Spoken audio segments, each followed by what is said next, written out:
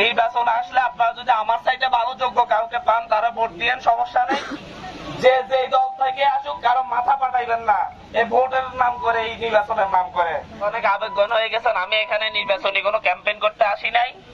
আমি আসছি আমার হাতিয়া, যেখানে আমি জন্মগ্রহণ করছি, যেটা আমার জন্মভূমি, সেটার জমি রক্ষা করতে আমি আসছি। আমি দেখে গেছি যে এই জমির, আমি এর আগে 1 মাস আগে দেখছি যে এই ব্রিজটা, এই রাস্তাটা আছে। এখন এসে আমার নিজের মানে হচ্ছে আবেগ, আমি নিজে আটকে রাখতে পারতেছি না। এখানে যাতায়াত করবে কিভাবে মানুষজন?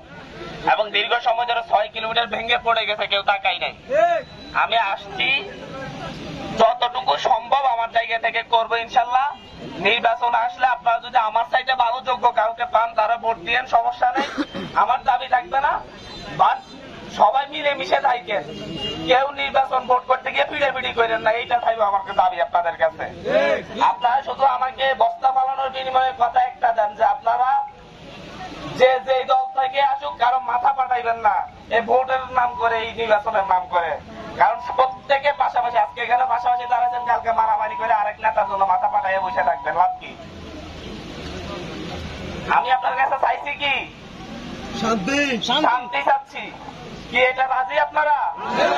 রাজি আপনারা? আপনারা দেশের নাগরিক, সম্মানের সাথে বসবাস করবেন। মারামারি হানাহানি আমাদের কাজ না।